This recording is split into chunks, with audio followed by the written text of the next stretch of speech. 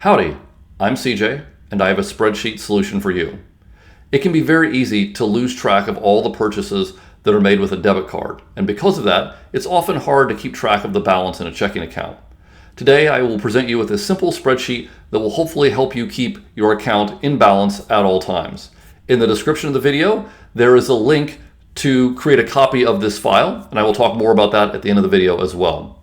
But you can see here, there's a simple spreadsheet, and there are about 200 lines, actually 300 lines, in which you can enter all of the transactions for a single year. You can see I have the opening balance on January 1st. If I'm starting this tomorrow, I could change this to August 9th if I wanted to, and I would simply put the known amount that I have in my checking account right here. And then I would just begin filling this in. Every time that I make a transaction with my debit card, I would enter that. So let's say that today I went to Target, I would enter that, and I would enter that as a debit. So let's say 25.98, and then let's say tomorrow I'm going to deposit something at the ATM. I will call this ATM deposit, and I'll put a credit in for $65.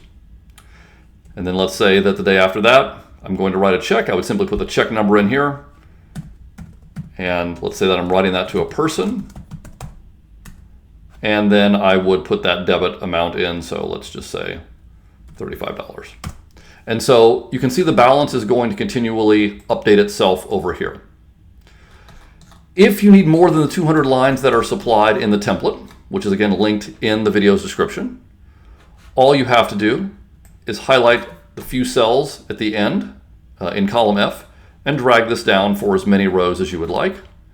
And then you can highlight the accompanying cells and use the border option in Google Sheets and select all border, and now I've expanded that. So let's take a look at how this works. It's a very simple formula.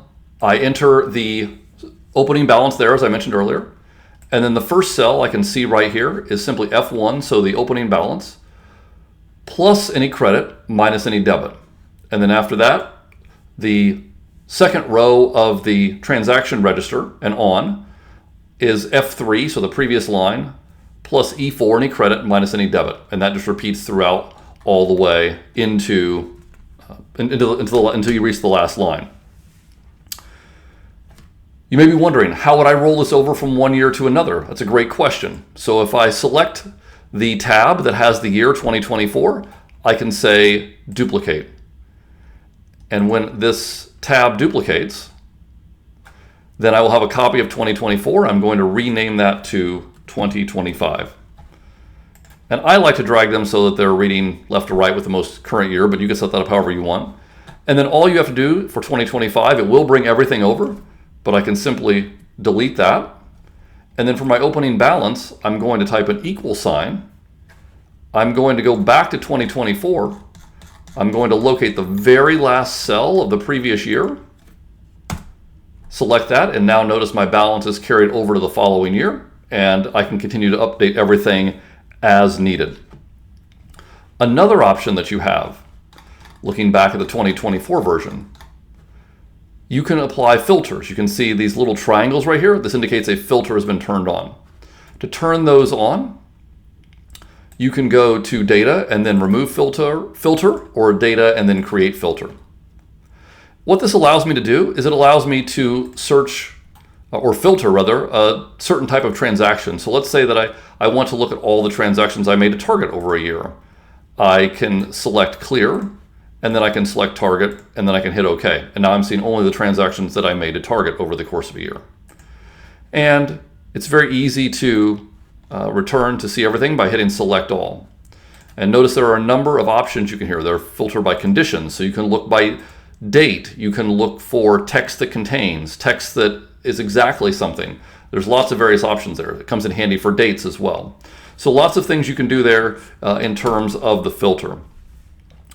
So how will you make a copy of this for yourself? In the video's description, there is a link, and you will see a template that looks just like this. And when you click the link, you will be taken to this template, and you will simply select Use Template. And once you select Use Template, as I just did, then you will be given a copy of this check register. And I'll return it to the basic value so that everyone will start with a known quantity, not the random numbers that I put in, but you will receive an exact copy of the spreadsheet that I set up. And from there, you can take that and you can utilize that however you would like so that you can keep your checking account in balance and really manage your finances. A little trick that I like to do is every couple of weeks or whenever I get paid, I do like to make sure that the number that is most recent in the check register here matches what my online account shows. So I log into my online account, I verify that the balances match, and then I take the fill color and I highlight that cell as yellow. So I know that when I see something in yellow, I know it was in balance. So if there is a mistake, and there will be a mistake eventually, I can go back and I know that I don't need to go any farther back than that yellow square, because at that point the account was in balance. And so then I can figure out where my error is. And doing that every couple of weeks really helps establish a good practice in terms of keeping your account in balance. So hopefully that spreadsheet solution will help make your life easier and help keep your check register in balance. Keep an eye out for more videos and simple spreadsheet solutions that will be offered in the future. Thanks, and have a great day.